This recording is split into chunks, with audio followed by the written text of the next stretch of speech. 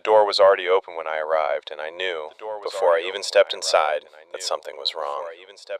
Houses don't just open themselves in the middle of nowhere, not after years of abandonment. The air around it felt heavier than it should have been, like it was pressing against my chest, warning me to turn back. But I didn't. I don't know why. Maybe it was curiosity. Maybe it was something else. Something that had already decided I would walk in.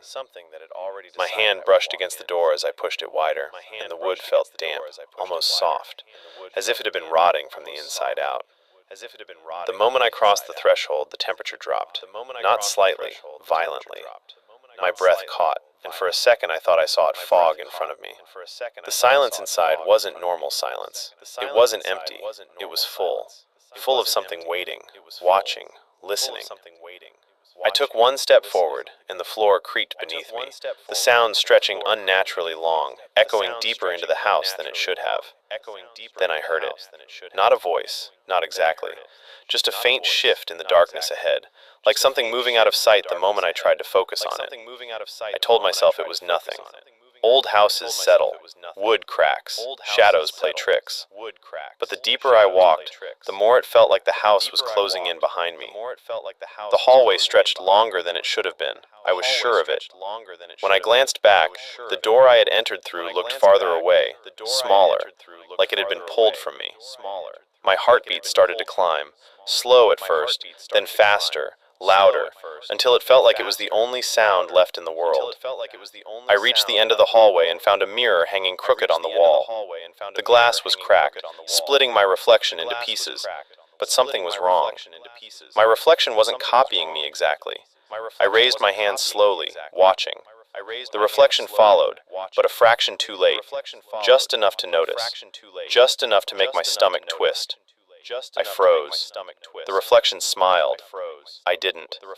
Every muscle in my body locked in place as I stared at it. My own face stretched into something unnatural, something that wasn't human anymore. Then it moved again, without me. Its head tilted, slowly, curiously, like it was studying me the same way I was studying it. And then, in a voice that sounded like mine, but deeper, hollow and broken, it whispered, "You shouldn't have come." I stumbled back, my breath snapping into panic, my eyes tearing away from the mirror. But the hallway was different now. The walls were closer, the air thicker, and behind me, somewhere in the darkness, I heard footsteps. Slow, heavy, not matching mine. I turned, but there was nothing there, just darkness. Endless, suffocating darkness. The footsteps stopped when I stopped, started when I moved, always just behind me. Always just out of sight. I ran. I didn't care where. I just ran, my feet slamming against the floor, my lungs burning as I tried to find the door. But every turn led me somewhere else. Rooms that weren't there before, doors that opened into more hallways. And everywhere I went, I felt it getting closer, breathing behind me, almost touching me. Then, suddenly, I was back in front of the mirror. I don't know how. I hadn't turned around. I hadn't doubled back. But there it was, hanging in the same place, waiting. My reflection was already looking at me, still smiling, but now it wasn't alone. Something stood behind it, tall, thin, too thin, its limbs bent at angles that didn't make sense, its head lowered, its face hidden in shadow, but I could feel it staring at me through the glass. My reflection lifted its hand again.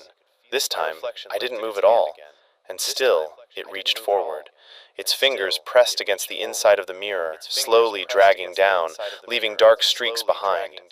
The glass began to crack louder, deeper, the fractures spreading like veins across the surface. And then I heard it again, right behind me this time, close enough that I could feel its breath on my neck. "Don't look away." I couldn't move. I couldn't breathe.